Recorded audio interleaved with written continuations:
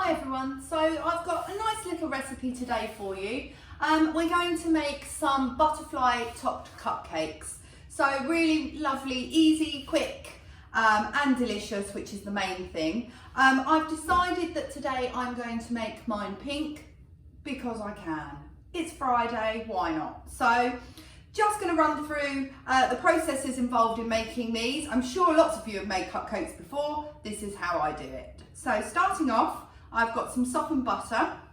So just been at room temperature for a few hours. I use unsalted.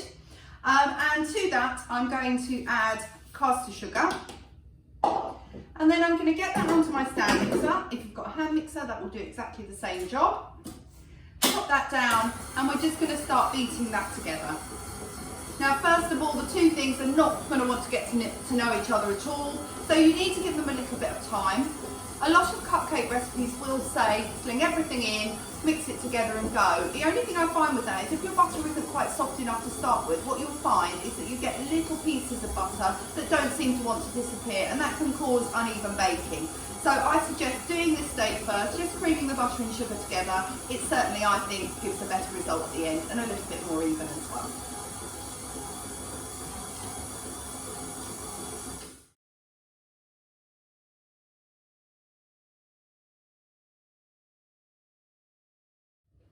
Depending on how soft your butter was to start with will depend on how long this process takes. So mine's been going for probably about a minute and a half, but what I'm now going to do is just give the beaters a bit of a scrape down because the mixture tends to ride up the sides a little. You don't need to do a tremendously good job with this, but just clean some of it down. Just pushing that off. And then I'm going to do the same to the bowl. So just using the spatula, winding it all the way around the edges, cleaning those down.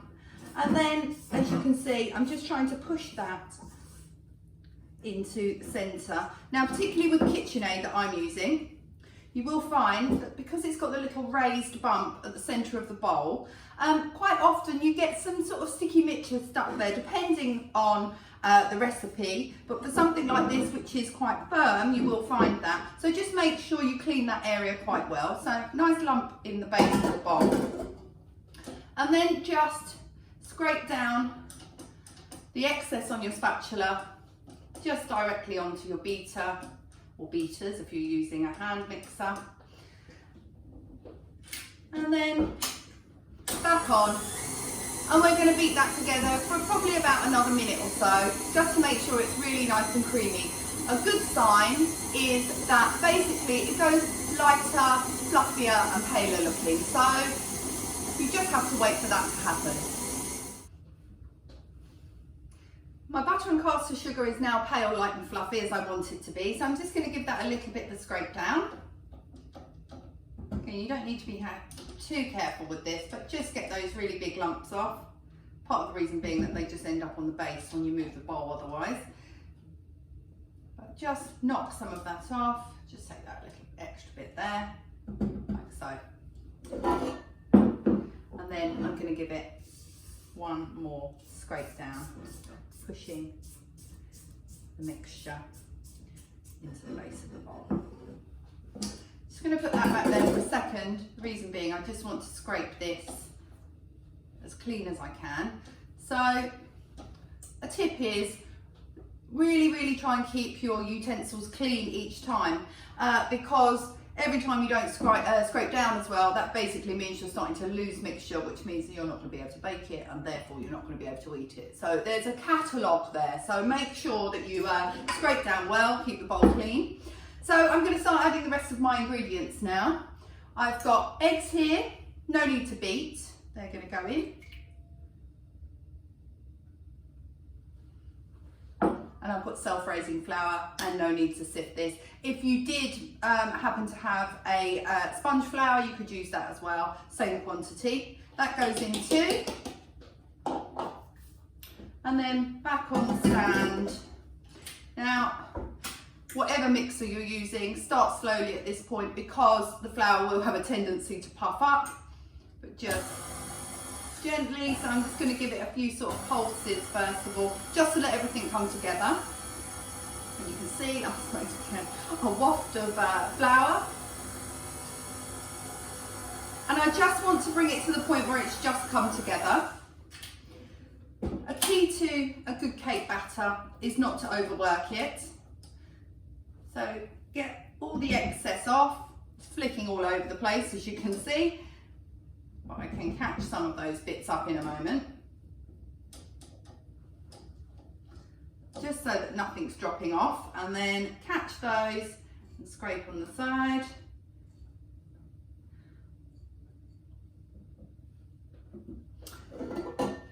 So you'll see it looks very kind of rough. Now we want this to be nice and smooth. Again, it will go sort of paler and sort of fluffier looking once we beat this a little bit more, but we do want to take care not to overbeat it. Therefore, I'm now going to pop in my vanilla extract. Generous teaspoon of that. And then I'm also going to add some colour. So as I said, I'm going to make mine pink because I feel like it today. And the quantity will depend on the brand you're using. So I'm going to go for a hearty squirt of that. This is Colour Splash, which is a pretty good brand, so one worth looking out for. Avoid the kind of liquidy colours that you get in the supermarket. They're very, very watery and you need quite a lot of it to get a decent colour. So therefore it can change the consistency of your recipe. So avoid those if you can. And obviously with these, you can just leave them natural colour if you want to. But now I'm going to get it back on the mixer and give it a few turns just to get an idea of how that colour's coming through. That's quite vibrant. I'm quite happy with that. So once it's started to come together, with the best will in the world, mixers are fabulous, but what they don't do is scrape down. I don't actually have with me a beater like this that has the scraper on the side, which would be exceedingly handy. So I'm just going to do this job by hand. But as you can see, I'm just going to keep scraping this down, trying to get all that excess cake batter, particularly the stuff that's uncoloured, and bring it back into the bowl as much as possible. And then as soon as I think it won't drip too much, then I'm going to really scrape down. You'll see that there's quite a lot of dry flour up the sides of the bowl, so I want to make sure I catch those. And as I start to mix it over, you can see where the beater hasn't quite got to the bottom. So I'm just giving my mixer a bit of a helping hand with that job. But ultimately, if it's not mixed through, you're going to have a little bit more of a rippled effect. And there's nothing wrong with that. So flip it over, just make sure you get to the bottom. And once you're happy, then we're going to give it the last mix on the stand. And as I say, we don't want to overbeat these, so you don't want to leave them for 5 minutes beating away. These want a short beat once everything is nicely blended together and looks a little bit paler. Obviously once your pink colour is in there, or the colour that you choose, it's going to look slightly different. But on a medium-high speed, I'm just going to give it one more whip.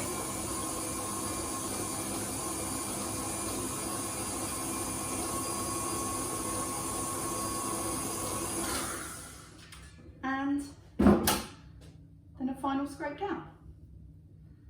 And then our next job will be to get it into our cupcake cases. Now we're ready to fill our cupcake cases. So as you can see, my batter's here. You'll need a couple of spoons, a larger and a smaller one, 12-hole muffin tin, and muffin cases like these. I get them already separated. Don't put them in the tin first because we're actually going to weigh the mixture into the cases. That just means we end up with fairly even cakes at the end. So I'm looking to weigh 60 to 65 grams. So anything within that range will be perfect.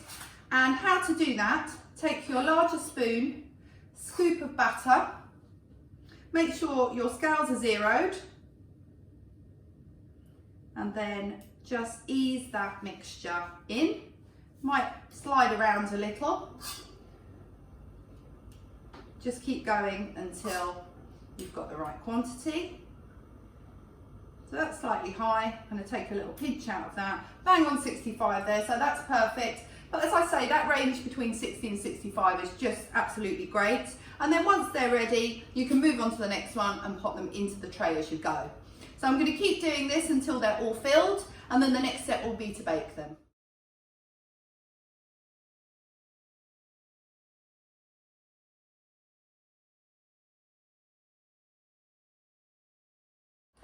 Once all your cases are filled, as you can see, I'm not trying to smooth this batter down at all. I've taken the trouble to weighing it out. To then go and try and smooth off the top means you would start to lose or gain batter in different ones. So I'm quite happy with them how they are. They're quite small as well. So actually the heat of the oven will level them off first and then start to lift them with the heat. These are now going to go in the oven for about 20 to 22 minutes at 150 degrees centigrade. That's 160 if you were using a non-fan, so 150 fan, 160 non-fan. Again, don't ask me gas, but that will be on the sheet. And in they go.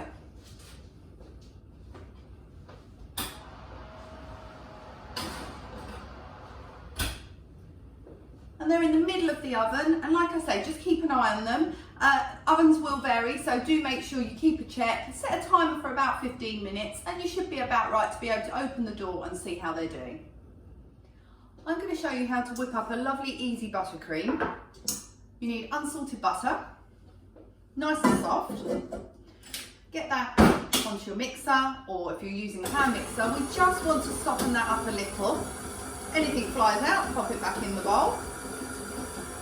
And start slowly and then up the speed a little. And the idea is we just want this to be already at room temperature, but by giving it a little bit of a beat, it's just going to soften it that bit more, will mean that it absorbs our icing sugar pretty easily. So I'm going to up the speed a bit more now. It just helps to throw the butter off the beaters.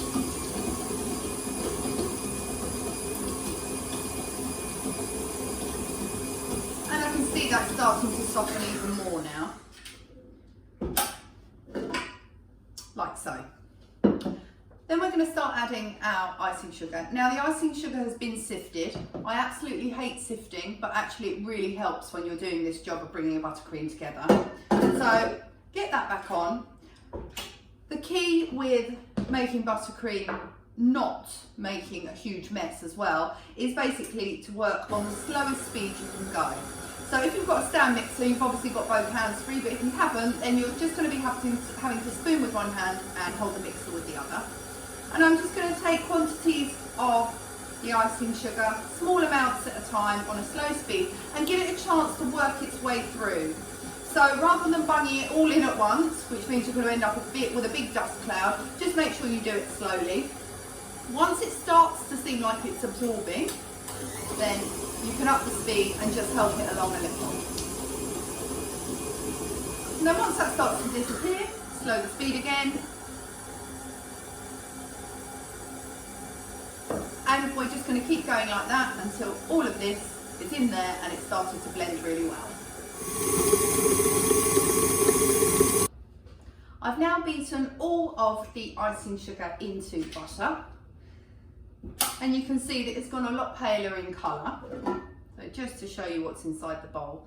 Now I haven't scraped this down at all, but I'm going to, just because there's some icing sugar that's gone up the sides of the bowl. And I'm just going to give that a good scrape down and getting with the KitchenAid bowl right to that bottom area to make sure that any butter that hasn't quite blended starts to blend in. And then I'm just going to give the beaters a little bit of a scrape, just a little, knock some of the largest chunks of buttercream off. If you notice at this point that you've got any big chunks of what still look like just straight butter there, you just want to make sure you catch those. We want to make sure we can use all of this in our decoration. So once you're happy, get that scraped down as best you can. I'm going to go for the edge of the bowl just to tidy this up a little more. And then I'm going to pop some extract in. So I've decided that today that I'm going to be swirling some lemon curd through this to give it some flavour. So I just want to add a little bit of vanilla, just takes the real butteriness away. And I think it's just a nice addition. So just a small quantity, but you can do that to taste. And instead of using lemon curd, you could also use jam as well, something like that, just to give it your own take. It will colour it a little bit as well if you use jam, so it will look quite pretty. And then I'm going to pop the beater back down, and I'm just going to let that start to mix through. And then on the slowest speed, I'm now going to add some milk. We want this to be a nice light buttercream, and so the addition of milk is going to help with that. Now, the exact quantity of milk is quite difficult to say because it will depend on the butter you've used, the temperature on the day, so you will have to do this very gradually. You don't want to end up with like a soupy mixture that doesn't hold its shape, so do take care. I'm just going to stream a small amount of milk in. It'll probably end up being about a tablespoon. And for a second, that's like oil and water, they're not going to combine, but just give it a chance. And once it seems to be starting to blend, then you can up the speed on your mixer and just give that a good whiz.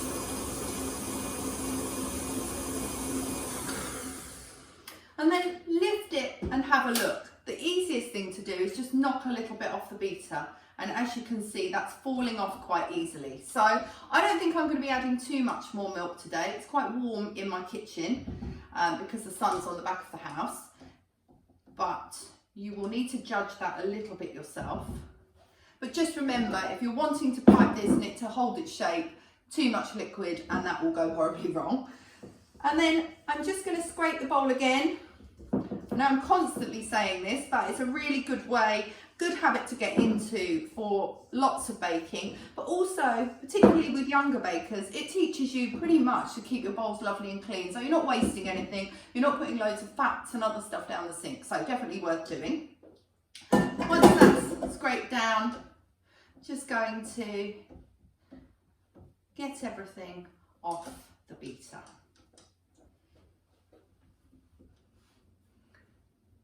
The next thing is to add our flavouring, of which I'm using lemon curd. So this is pre-made, but by all means make your own.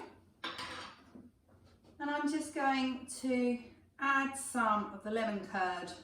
I say some, I'm just going to put probably what equates to about 50-60 grams in there, and then just swirl that through. I don't want this to become too soft. I want to make sure that there's a nice swirled mix of the curd through there. Same goes for if you're using jam, like so. And then I'm just going to pop this behind me. I'm going to start filling my piping bag. Next, for filling the bag, as you can see, I've got a disposable one here. They're most practical for use in our classes, but you can use a reusable one as well. This is absolutely enormous, so I am going to trim it down a little before I get started, just to take some of the excess plastic away. And get that opened up. Here I've got an open star nozzle, 1M. They're really common and easily available, so grab yourself one of those. If not, you can always just snip the bottom of the bag and you'll just get a smooth swirl instead of the star shaped one. Snip off the end. Slide that down. And you just want to make sure that those tips on the star aren't covered by the plastic, but that you've got a long piece of plastic hanging down. It just means there's no chance of the nozzle popping out when you apply pressure to it. And then fold over the top of the bag. You do this quite neatly. So what we don't want to end up with is lots of icing on the part of the bags, or the parts of the bag that we're going to touch. So grab yourself a good scoop of your icing, and as you can see, it's got flow to it, but it's not liquid. And then holding my hand quite claw-like, so like I'm holding a cup, but there's no cup there, I'm just going to start spooning the mixture in.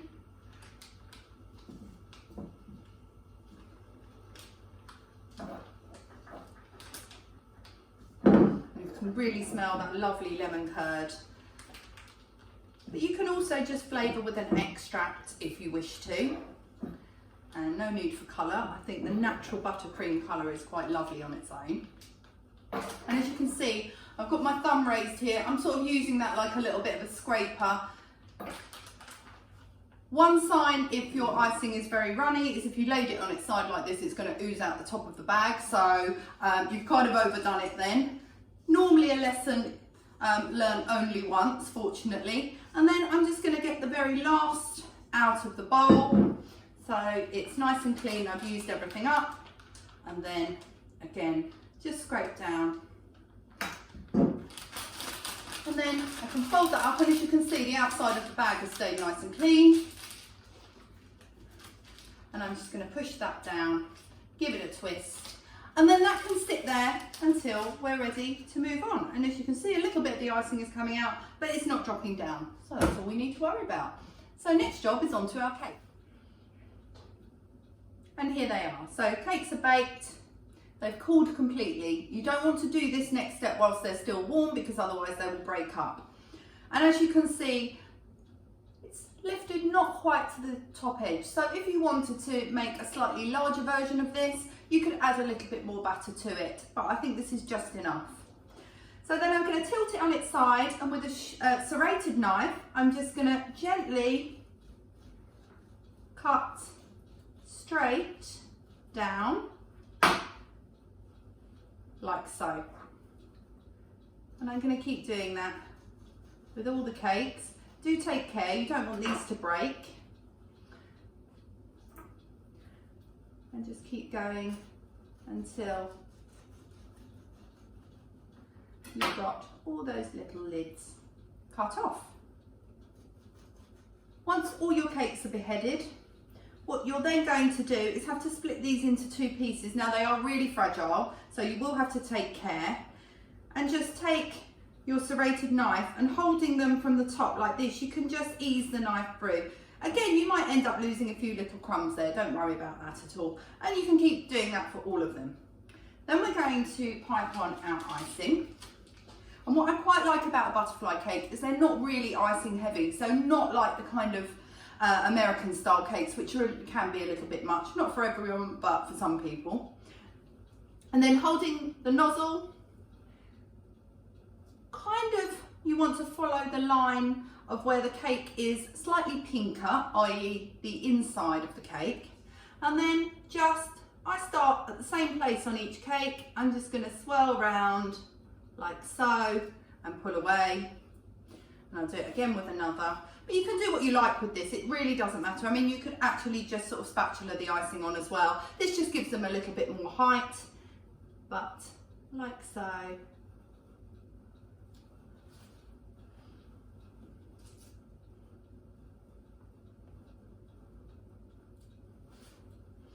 And I'm going to keep doing that until I have. And then take them, and you can pop them on just as they are like this.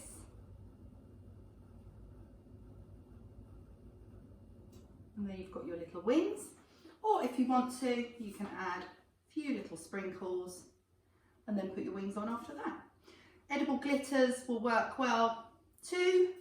So you can do anything you fancy really. I'll just get this one on. And you can play around with these little wings about where you want to place them.